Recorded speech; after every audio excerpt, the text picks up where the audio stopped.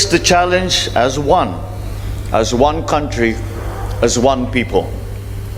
Together, we must work towards a shared vision of our country through COVID and beyond COVID, to find a way through this crisis with a common goal, a vision to guide us and to lead us. I know. Balitang pambansa. Balitang pambansa po tayo. Nako, magandang balita daw para sa mga Marcos loyalists.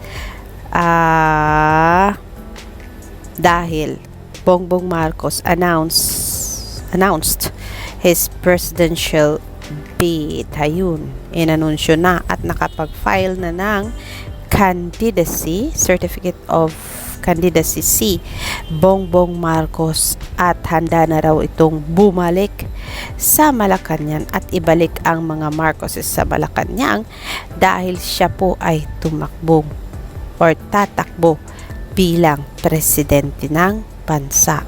Pero marami ba ang sumaya nang dahil sa itong papalapit na halalan ay gustong tumakbo nitong si Bongbong Marcos bilang presidente ng Pilipinas? Kasi po, sabi ng iba, nagbabadyang bangungot na naman ba ito para sa lahat ng Pilipino, lalo na doon sa mga biktima ng mapang-abusong diktadura ng kanyang ama. Ito po at ating alamin kung ano ang sinasabi ng taong bayan, ano ang nasa puso ng iilan at ano ang kagustuhan ng marami hinggil dito sa pagtakbo nga ni Bongbong Marcos bilang presidente ng bansa. Kasi nga ilang taon na rin na medyo natahimik-tahimik ang lahat dahil syempre wala sa posisyon itong mga Marcoses, pero ito ngayon at tatakbo ang isa sa anak ni late President Ferdinand Marcos. So sigurado mauungkat at magiging buhay na naman ang mga hilom na sukat ng mga biktima ng martial law. Kaya sa palagay mo, tama ba natatakbo bilang presidente si Bongbong Marcos? Pangalawa, dapat na lang bang wag tumakbo ang mga Marcoses sa any position sa bansa dahilan sa nangyaring trauma din sa buhay nila nung tinatakan ang kanyang ama na diktador ng mga sambayan ng Pilipino na rin? Pangatlo, dapat ba ma-feel guilty sila sa nangyari?